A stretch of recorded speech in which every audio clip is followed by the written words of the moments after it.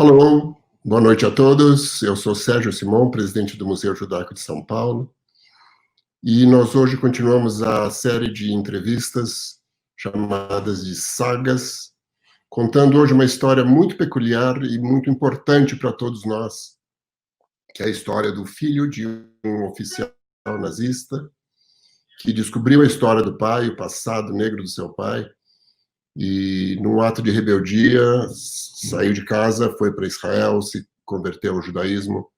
Hoje vive nos Estados Unidos com filhos israelenses, e é uma história, acho eu, sem precedentes, que nós temos que conhecer. São vários aspectos importantes da relação Alemanha-judeus nazistas, e eu tenho o prazer, então, de introduzir para vocês o Dr. Bernd Wollschlaeger. A entrevista vai ser em inglês daqui para frente, e depois ela vai ficar gravada no YouTube com subtítulos em português. Welcome, Dr. Wollschlaeger. It's very nice to have you here with us. It's an honor to be able to interview you for the Jewish Museum of São Paulo. And it's a great pleasure that you can spend some time with us today. I think your story is very important for us, for the Jewish community, for the Germans, for a lot of people. Welcome. Shalom, Sergio. Shalom. So maybe you could start, if you could tell us, how was it to grow as a child in the 60s in Germany, about 15 years after the end of the war? Well, I was born in 1958, Sergio. So during the 60s, I absorbed the life around me as a 6, 8, 9, 10-year-old boy. So a different perspective than I would have had now. But I grew up, born and raised in a beautiful town in Germany called Bamberg, a living, breathing museum, untouched by any wars, 1,000 years old. And I lived in a timeless environment, appreciating history from the aspect of 1,000 years of history of Germany and ethnicity and religiosity and Catholicism.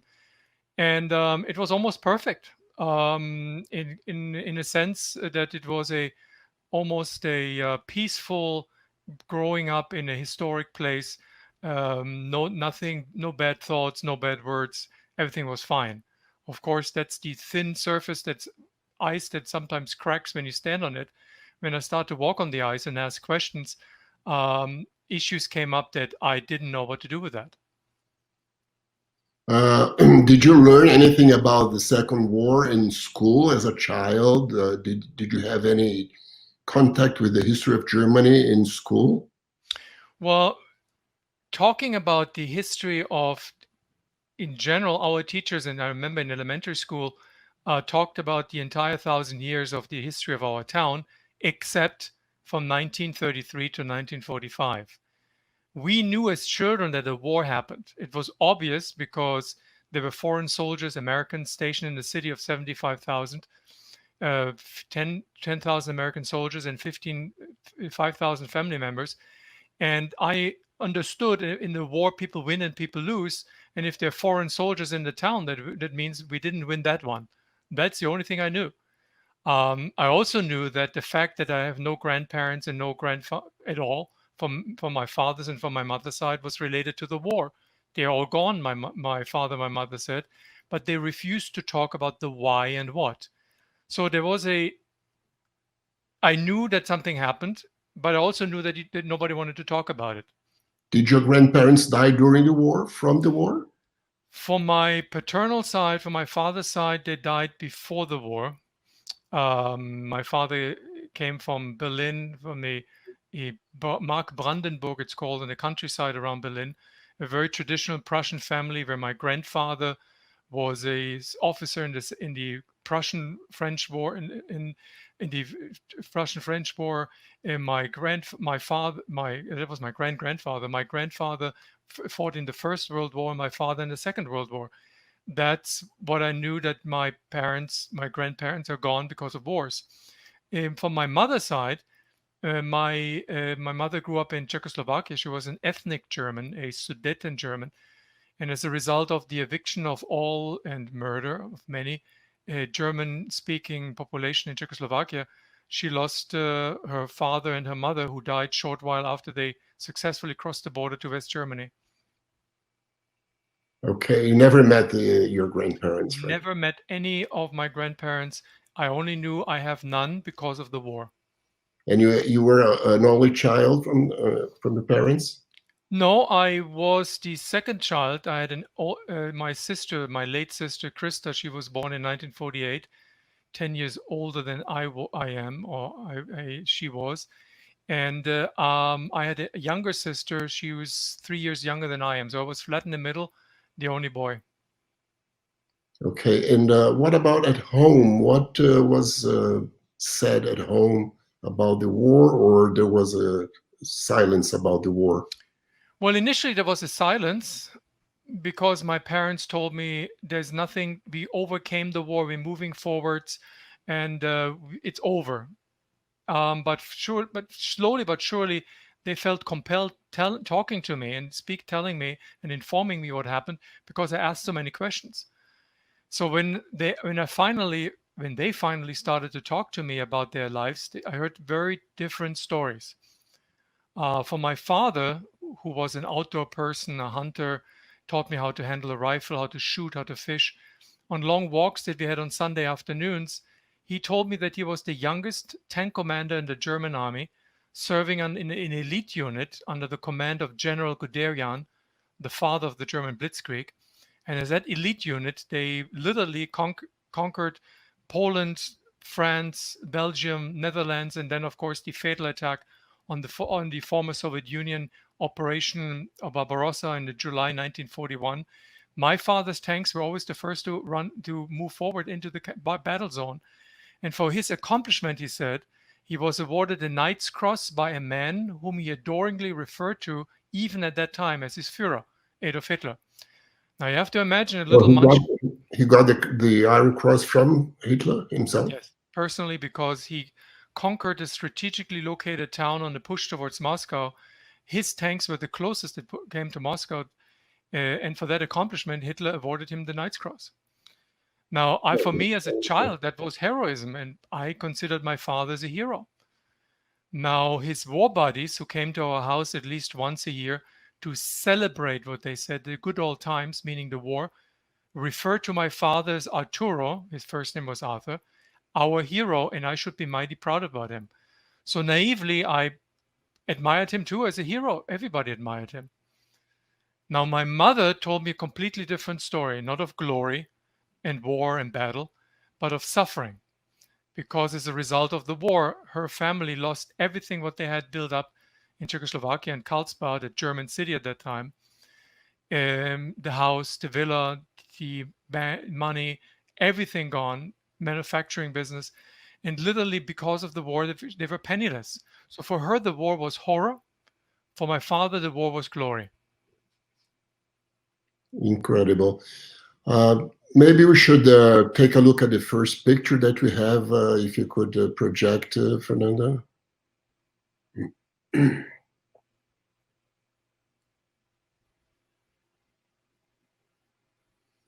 Is this your father, right? This is my father at the age in the year 1943, if I think so, 42 or 43. He was a young officer. He was first a captain and then a major, and then a lieutenant colonel. And he was the hero of the heroes even today.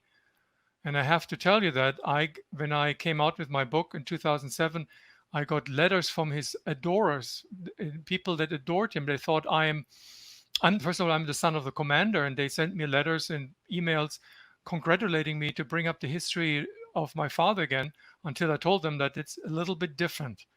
So he was a celebrated war hero. Maybe you can see the next picture. That's him too? Yeah, with a little mustache. Okay. This is during the war also. I don't know what year that was, but obviously during the war, yeah. Yeah. The next one, please. Well, that's the troubling picture. I found about 10 years, 6 to 8 years ago. I got a Let's go back. I got a letter from a researcher whom I asked to research in the archives in Europe.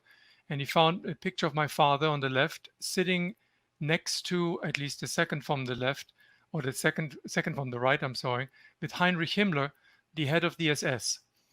Now, Heinrich Himmler and the German officer, they don't sit together for sharing pictures. The German army, the tanker troops, the Panzertruppen, were responsible for securing area in which then the SS committed mass murder. And so this was a picture of him sharing their logistical impressions how to kill Jews. Which one is your father? The second from the left? The first from the left, actually, when you look at the picture, the first from the left with the Knight's Cross, of course, all have Knight's Cross. And the Himmler is the second from the right. Yeah. Okay. Maybe the next picture. That is my father in the cold Russian winter in 1943. And he was an imposing man. Mm-hmm. So he fought mostly in the Russian front, as I understand. Well, in the end, he fought on the Russian front.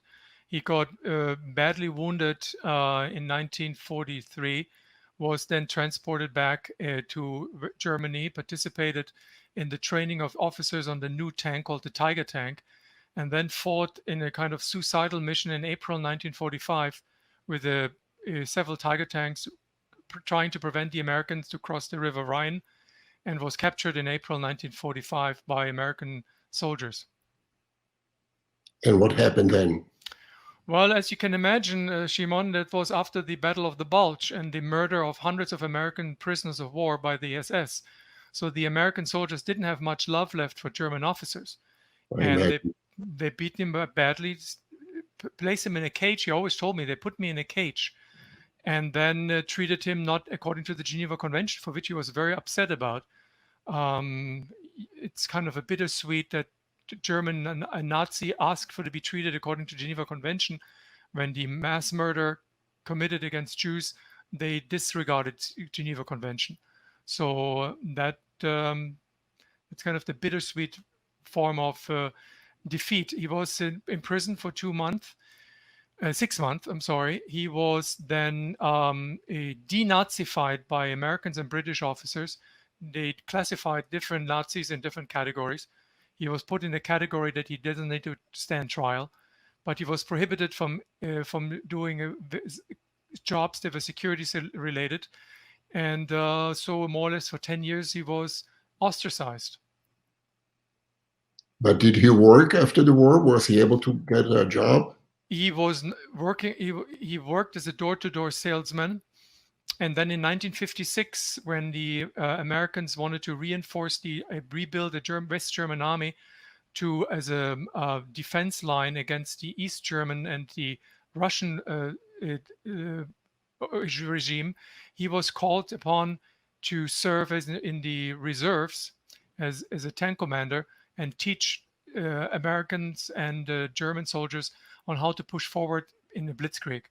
By the way, in 1966, and I researched that, my father participated in the training of Israeli officers in Germany in Grafenwörth in a tank. It's a tank training area, and he trained them in the use of American M80 tanks to be used in the war then in Sinai in 1967. And he told me, those Jews were not like our Jews.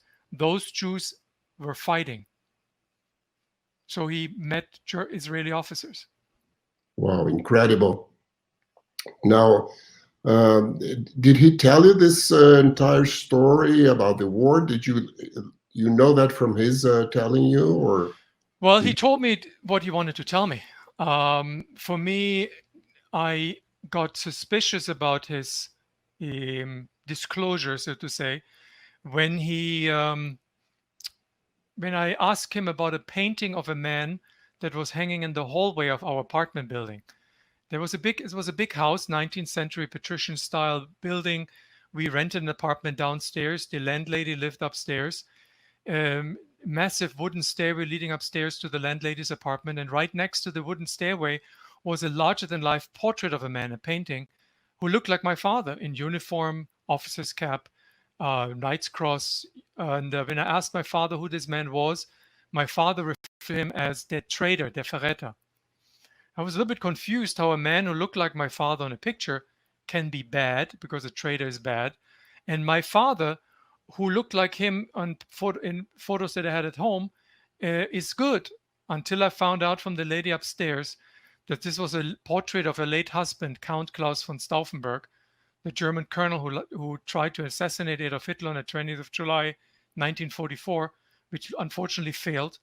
And his widow, Nina von Stauffenberg, lived upstairs. She was the landlady. And from her, I learned over the course of time that my father was a liar. Because not what she said that he was a liar, but she told me different stories, and they could be validated. And I got skeptical about what my father told me, and then literally inquired systematically to find out what my father did. Mm-hmm. Now, apparently your father then was a tanker. He fought in the Russian front at the end. He did not participate in the assassination of Jews in these concentration camps, in the final solution of the Jews. Is that correct? Partially, yes. He was not commanding a concentration camp. But there were three things that were incorrect. But first of all, he told me all the time when I asked him, like in a phase 1 operation, when I asked him about what happened in the East, he said, look, the Wehrmacht, didn't do anything. It was all the SS. You see the picture, Heinrich Himmler next to him. This was a lie. The Wehrmacht knew exactly what happened. And for the purpose, they were purposefully used as a security cordon, a security marker to hurt Jews in an area of mass killing. So he knew what happened, but he deflected the responsibility. Number two, I found a document, or a document that was sent to me, that my father wrote a letter. In a letter that he gave his second in command, his assistant, to bring 600 or 700 Russian prisoners of war in 1943 to a place called Auschwitz for final treatment. Let's not forget that in Auschwitz, not only the enormous number of 6 million Jews lost their lives, but many 100,000 Russian prisoners of war too. So my father signed a letter to send him to Auschwitz for special treatment. He knew what happened there. He knew exactly what happened there. And then finally, when I confronted him after the murder of the Israeli athletes in Munich, when I confronted him what he knew about the murder of Jews, he said, look, your teachers are all communists. The Holocaust never happened. What you blame us for. And by the way, why is the world so upset about it? Because we did the world a favor. We cleaned up all the dreck, the schmutz, the dirt. He's referring to them as not as people, but as vermin, as dirt, not unworthwhile to live. That was for me the final straw that broke the camel's neck of trust that I had with my father. And I just turned away from him. What year was that about? 1974 or 5.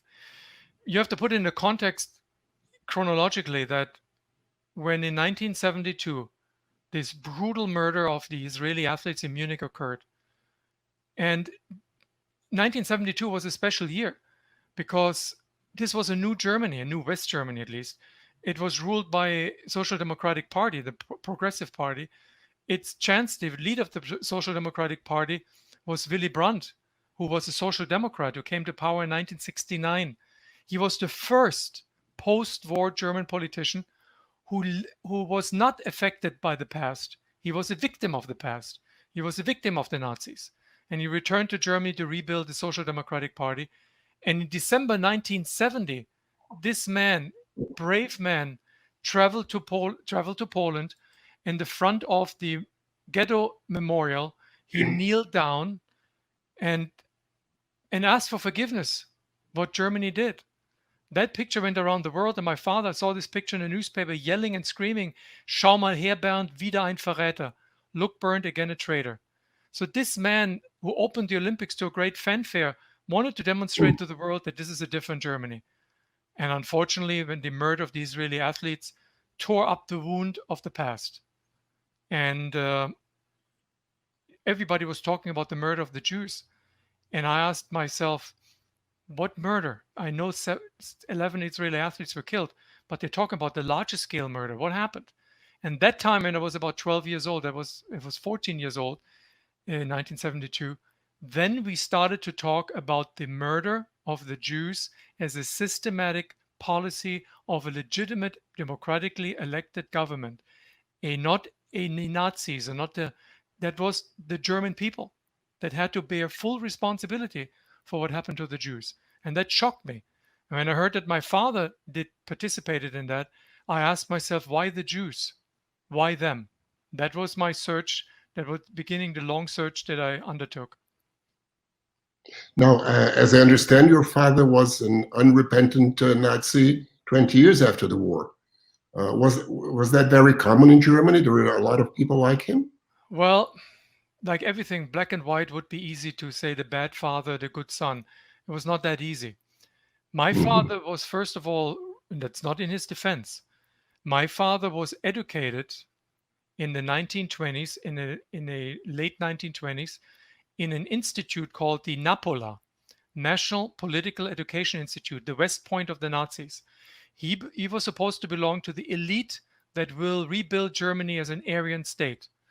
So he sucked it up like its mother's milk and was ideologically blinded like communists are. That's not an excuse, but it explains why he was so recalcitrant. After the war, he was torn.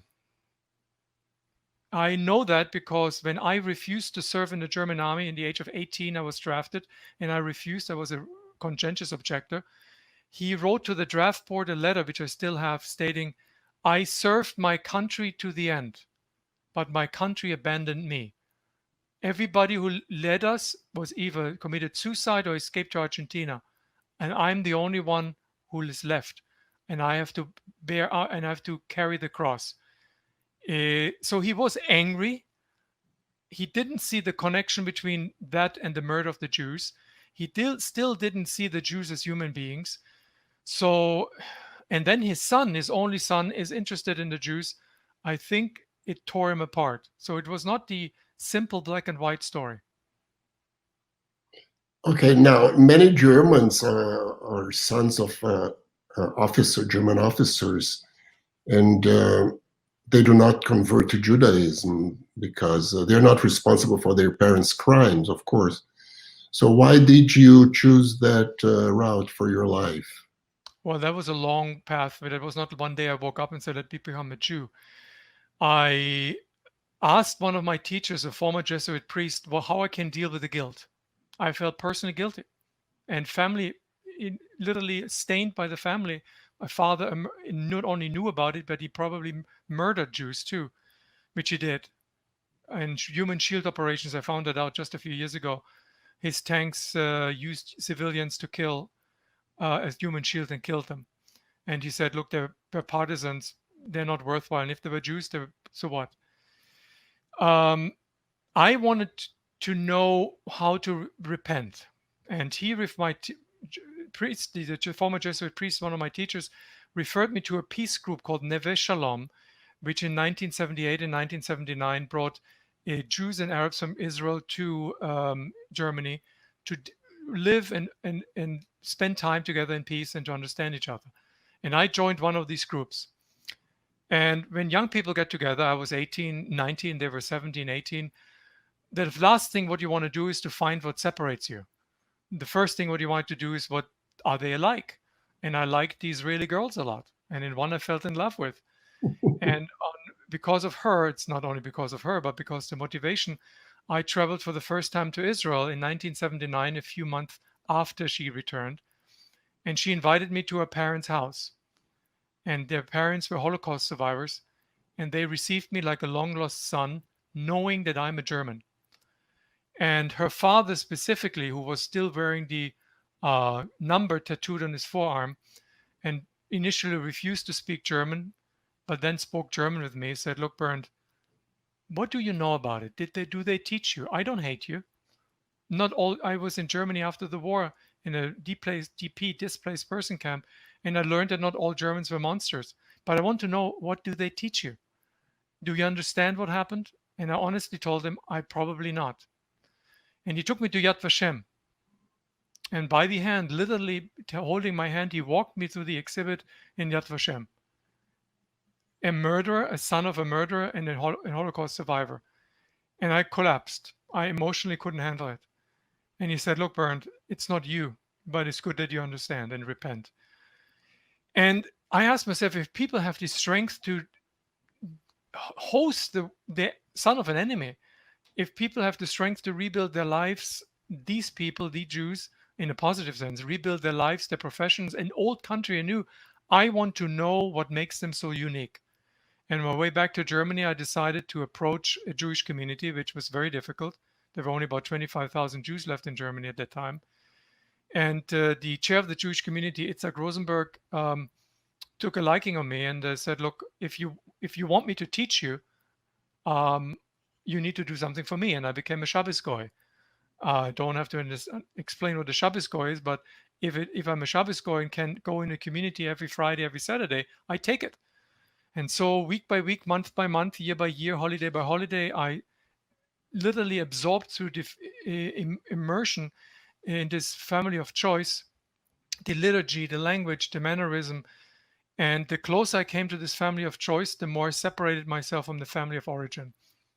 And my father, it came to several breakups, but the major breakup one time came when when I didn't show up for Christmas because Christmas fell on a Friday night. And when I came back, and Christmas was a big deal. My mother was an Orthodox Catholic. I was raised in the Orthodox Catholic belief. I was in an Orthodox Catholic kindergarten, Orthodox Catholic elementary school, was an altar boy. My mother wanted me to become a priest. Didn't work out, obviously. And that I found myself spiritually more attracted to the Jews and didn't attend the Christmas celebration. And I remember my father yelled and screamed and said, why were you not at the family affair? And I told him point blank, I don't want to sit with a mass murderer who has blood on his hands, who still wears, which he was doing for Christmas, he was wearing the Knight's Cross around his neck, who celebrates the birth of Christ with the symbol of murder. I don't want to have anything to do with you. And he kicked me out. So there was a little problem. I was in the second to last year of medical school and I needed kesef, money. And the Jewish community, I never asked for money and I would never do. But one of the members of the community who never, ever talked to me, approached me. Probably Itzhak must have told him something or he sensed it and looked at me. And after, imagine I was 5 years in the community, in this small community of 35 Holocaust survivors. And he said, Du bist der Goy. You're the Goy. I said, yes. Dein Name is Bernd. Your name is Bernd. Yes. Look, your shoes are dirty. Your jacket is dirty. Kauf dir neue Sachen. Buy new stuff. Which was of course, it was not dirty. And he gave me 100 mark. And it was a huge amount of money. And I went to Itzhak and said, Itzhak, Aaron gave me 100 mark. He looked at me and said, are you crazy? He gives money? If he gave you money, you probably asked for 200 to use that situation. I said, no. I said, because you're Goy. And I said, what do you mean? I said, look, he had this sick humor. I said, look, Aaron is somebody that I even don't know. We all know from the Red Cross that he was in Auschwitz. That's all what we know. And Aaron, in this last 6 months of his life, unfortunately, told me the story every Friday. We sat together in Shabbat, and he told me the story of his life. And he was a member of a Sonderkommando. I don't want to, in graphic details, describe you what a Sonderkommando was, but it was Jews who were selected for 90-day duty at the ovens, guiding their victims, their fellow brothers and sisters, to the doors of the chamber. It said these are showers. Gave them a number in a card with an imprinted number. It said, take off your clothes, put the number on it, and you pick it up afterwards. Then they closed the doors. Then Cyclone B was dropped into the showers. And they all died within 3 or 4 minutes of agonizing death. Then the Sonderkommando went through the other door with a gas mask, pulled out the victims, and burned the bodies, crushed the bones. And for that, they got wine, women, and everything they needed to live. And then 90 days later, they were killed for the next group. Aaron survived. When Aaron died, I was asked to say Kaddish at his graveside. And initially, I didn't want to do it because I said, I'm not a Jew. And Itzhak said, you're one of us. And I did. And at that point in time, I knew I crossed the line. I asked for a rabbi to convert me. The rabbi refused. Itzhak said, "You're crazy, and I will never support it, but I give you the money to go to a rabbi in Frankfurt, and the rabbi in Frankfurt will teach you maybe, but he will never convert you." That was the rabbi's position. Every time as I met him, I nudged him, and eventually, after 2 years, he relented, and he told me that he would refer me to a rabbinical court in Trier, in Germany, in November 1986, and I went to halachic conversion in Germany in November. Prior to that, I had to do a little plastic surgery, and it's not the nose, and in Basel, Switzerland, in an Orthodox community center. And in 3 months later, in an Orthodox Hasidic community in Metz, France, I underwent a immersion in a kosher mikveh.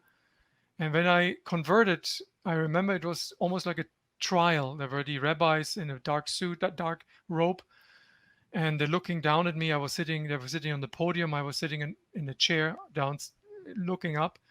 When they read the Teudat Giur, the conversion certificate, first in English, first in German, and then in Hebrew, their chief rabbi asked me, "What do you want to do?"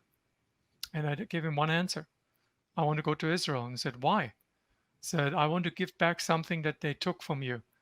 And I don't have money. I'm still a young doctor, but I want to help." And that's what I did. I was immediately approved by the Ministry of Interior, the Sochnut Jewish Agency. The Israeli embassy facilitated my immigrant papers. Was your father alive then? Yes. He went through all this process with you? Yes. Or you had no contact with him? I had contact with him, yeah, through my mother. He called me a traitor, and I was not supposed to come home. The night before I left on the 7th of January 1987, I tried to say goodbye to my mother, because Itzhak told me, if you're a Jew, you cannot select your feelings. You have to say goodbye to your parents. Honor them. And my mother I saw, but my father didn't allow me to come in the house. And I left in the Medalia, went to a kibbutz, 1 year in the hospital to get my German license up to Israeli par. And then a year after my arrival, a year and a half after my arrival, I was drafted in the Israeli military. First of all, basic service, then basic training, officers training, and then I was assigned to a unit in the West Bank during the first Intifada. Do people in the army know about your past, your story? Not really.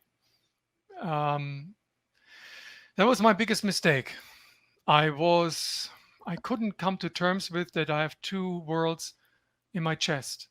Two hearts in my chest. The one, I'm a son of a Nazi, and my father was a murderer. And on the other hand, I was an Israeli officer in a combat unit in a combat situation, and my commanding officer said, "Look, guys, chevre, this is your doctor. No, you have to change your name," he told me. And if anything is wrong, he is the one second in command.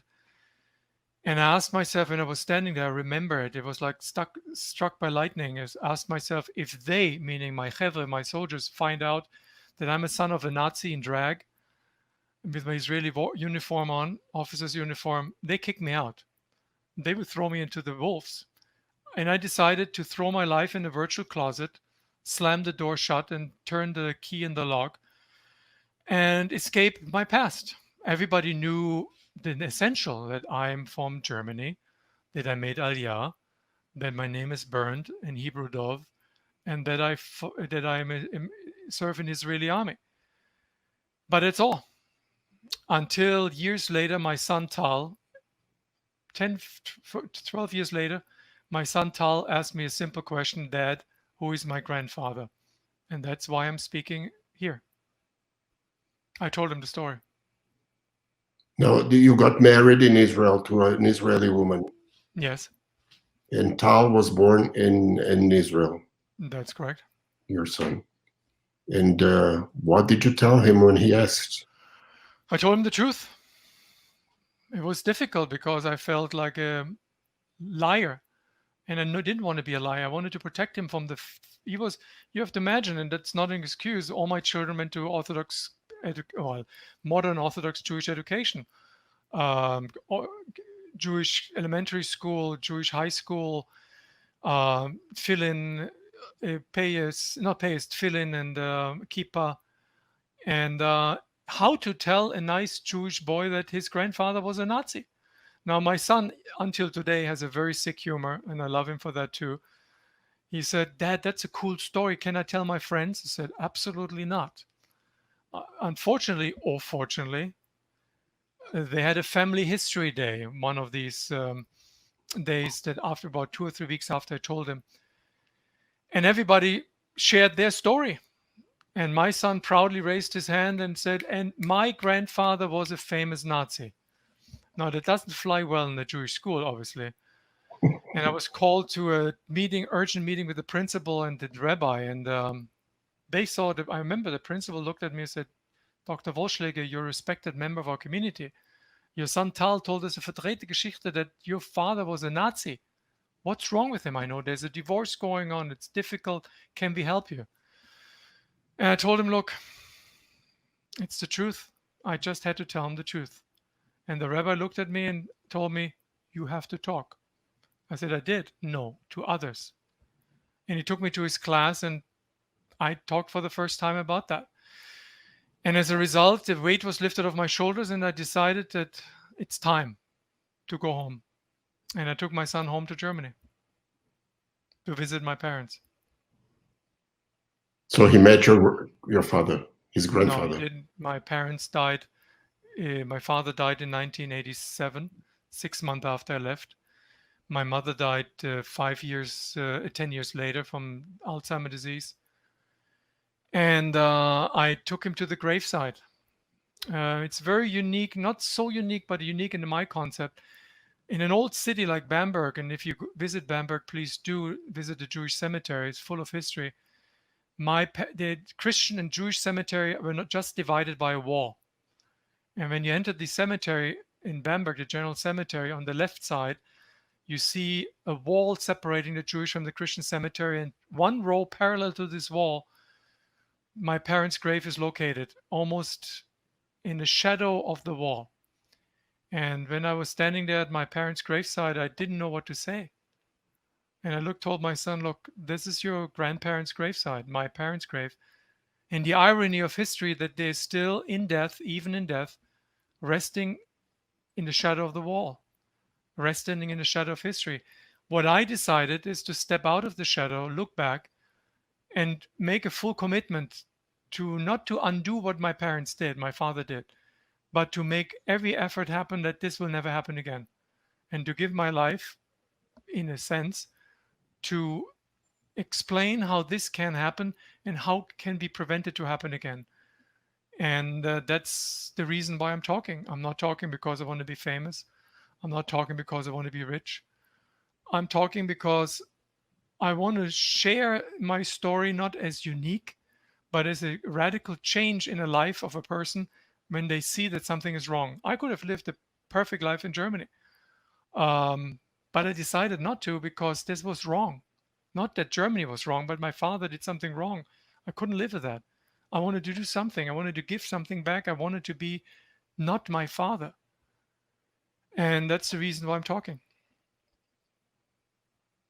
Can we see the next photograph, please, so you can tell us about your mother a little bit? Because I understand you kept in touch with your mother for a while after your father passed away. That is correct. Well, this is my father and my mother, the wedding day in 1941. And as you see, my father was a decorated officer, full of decorations. And my mother loved him as the only and true love in her life. And I believe her. She was a beautiful woman. He was the star of the system. It was a kind of a Hollywood wedding, if I may say so. Mm-hmm. The next picture, please. They loved each other, and truly, my mother said he was the only man, the only person that I truly loved, and so did my father. So the happiness radiating, it's true. What did your mother say about your moving to Israel and marrying a Jewish girl? And did she have my that mother, yeah, Shimon, my mother was the typical spouse in that time. She stood by her man. That was, whatever he did, he must have had a reason. And she tried to always interfere in, or in place the intermediate peacemaker between my father and me, because we were both very strong-headed, and I went in one direction, he went in another direction. The family fell apart. She suffered. And when my father died in 1987, she quickly declined in her health, but she still made it happen in 1990. In 1990, in the spring of 1990, to come to Israel, accompanied by my younger sister, to meet me and her grandson, who was just 1 year old, my son Tal. And I was in the military, and I got a week of break, and I came with my uniform dirty, my rifle around my shoulder loaded, my bag on my shoulder. I was really tired and exhausted. And she looked at me and said, "Look, you look like your father. Now you're one like him." I said, "I'm not like him. I'm just may appear to you like that. But we were two worlds apart, and I'm trying to undo, or the best that I can do, what he didn't do." And we had, I think, the last conversation that I truly understood her, because later, a year later, my sister communicated with me that she is slipping in the dark world of Alzheimer's disease, and we never had a communication. Mm-hmm. Did you attend your father's funeral when he died? No, I did not. I was informed, I think a week later, that he died. And I read his letter. He sent me a bunch of letters through a mailbox that I kept open in Israel for urgent documentation and for my certificate for medical school and such. And he sent me letters, and I never opened them. I hated him. And when I opened the letters 10 years, 20 years later to write my book, the last letter was almost predictable. The man whom you call my son is not my son. He has no right to take anything part in my funeral. He's banned from my funeral. He should never set sight on my grave. He's a traitor. Wow. Incredible. Now, did you ever have any problems with the Jewish community not accepting you as a member? Did you face any difficult situation as such? I never faced any problems with the Jewish community. The opposite. When I had my first encounters with Holocaust survivors, starting with my girlfriend's father, I was embraced as somebody who is willing to not only to repent, but doing what I did, going to the army. I remember one son of a Holocaust survivor with whom I served in the Miluim in reserve duty, and it can be very boring, by the way, in reserve duty when nothing happens. He said, "Look, you converted to Judaism. You're crazy. Then you made Aliyah. You're uber crazy. And then you serve with us and willing to sacrifice your life in war. You're one of us, because we're all crazy." And I became an Israeli by heart and by choice.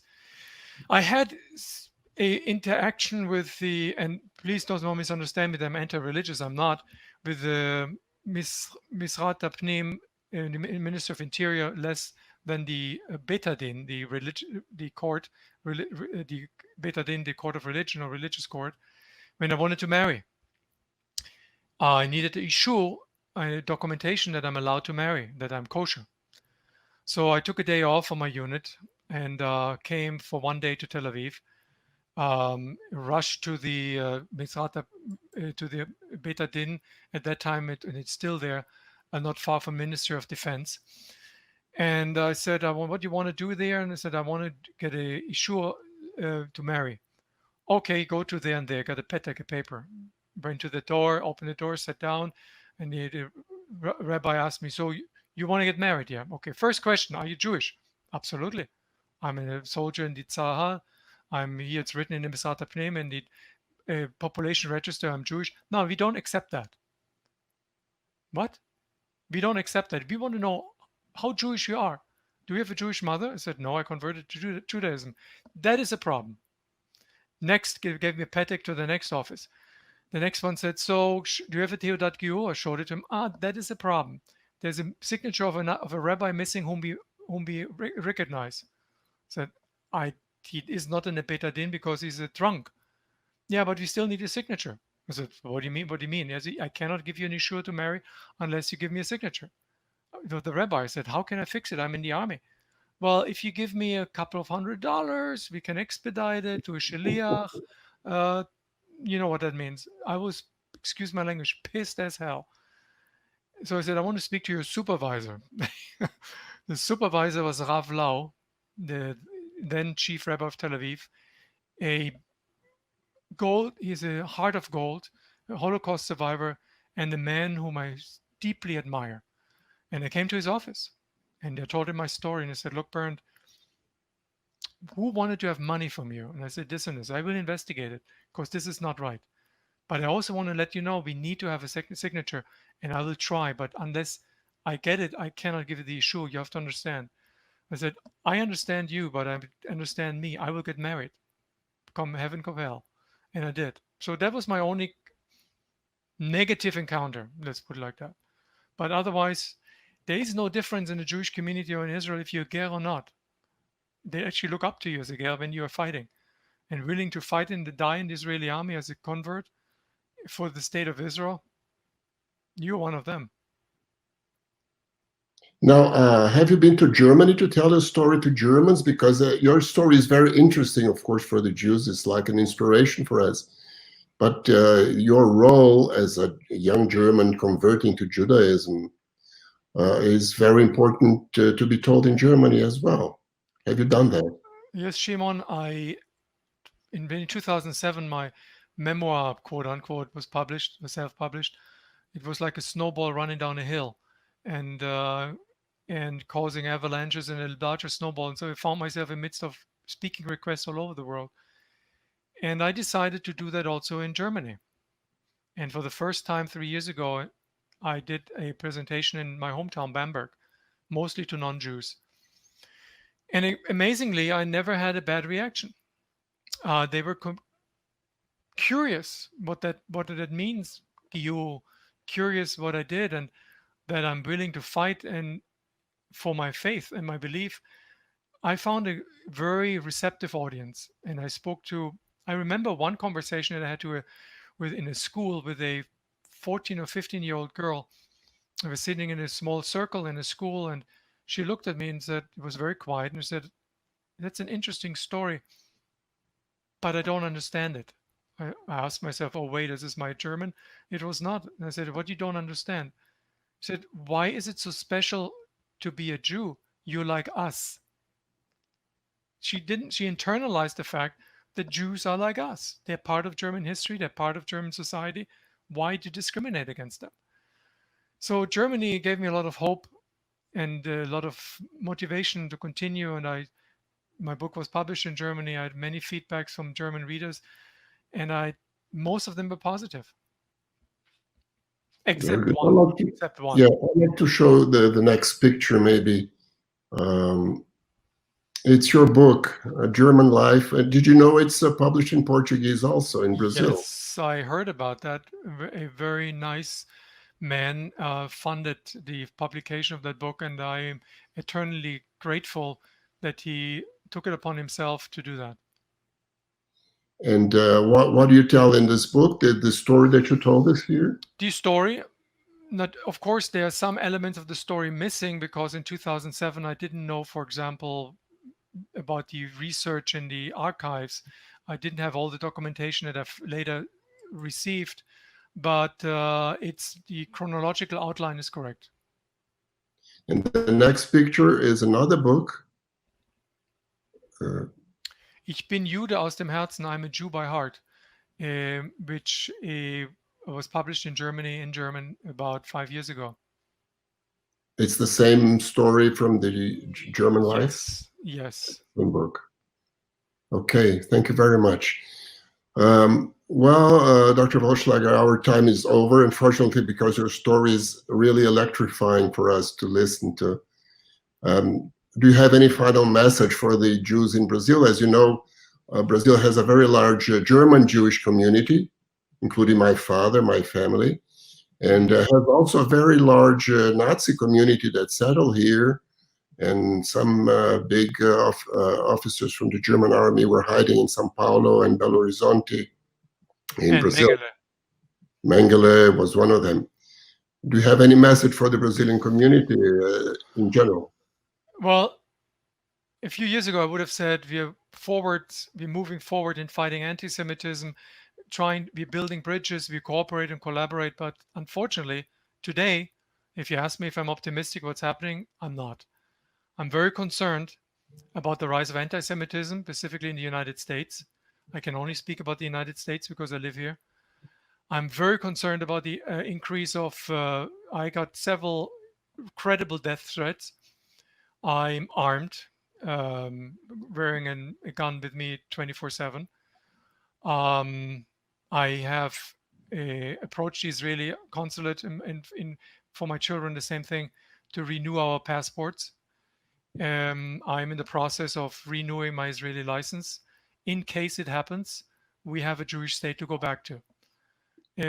I'm not very optimistic what's going on in the United States because the propaganda machines are running on high octane, and anti-Semitism is rising, intolerance is rising, racism is rising, and I'm not in any shape or form optimistic, but I'm continue the fight, and I try to educate people how to stand up and be proud to be a Jew. We have the state of Israel. The Holocaust will never happen. Would never happen if you would have had it before. But we have a state of Israel, which is strong. Is it the only country in the Middle East that practices tolerance? Because show me the country in the Middle East where Jews and Arabs live together for the last 70 years, not always successfully, but we try.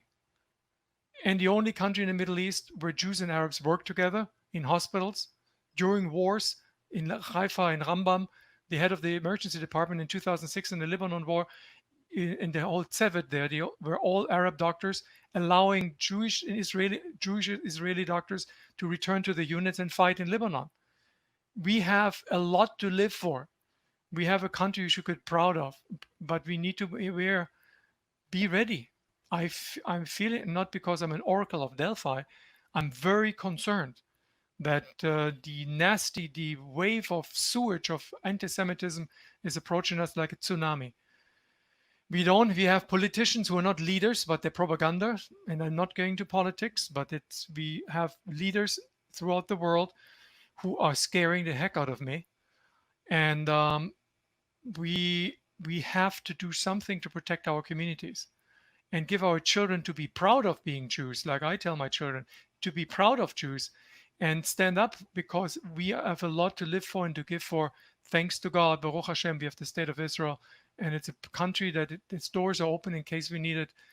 But let's get prepared. I wish I could tell something better, but I'm not afraid to talk. I'm not afraid to be exposed. But it's a very dangerous time again. Words of hatred finding fertile ground. And the fertile ground, if we do not counter these words of hatred, deeds will sprout on this fertile ground. And these deeds, if left unchallenged, they form habits. And if these habits being internalized by informed characters, and these characters shape norms, that explains but never excuses that an entire people, like the Germans, turned around and killed Jews because it was normal. How did it all happen? Because nobody stood up when the beginning. Hatred, when words of hatred are being uttered, speak up against words of hatred, regardless if it's Jews, Muslims, Baha'i, blacks, Chinese. I don't care. We're all the same on this planet Earth. We're children of God and Kadosh Baruch Hu. We need to stand up and speak up. Okay. Well, our time is over, but I'd like to thank you very much, Dr. Wollschlaeger. Your story is really an inspiration for us, and I hope for the entire world, because it's a story of tolerance, of acceptance, and it should really be imitated throughout the world. Thank you very much, and I hope we can have you in person and get to know our community here in São Paulo, in Brazil, and have a warm reception among us. Thank you very much. Thanks, Sergio. Okay, bye-bye. Shalom, shalom.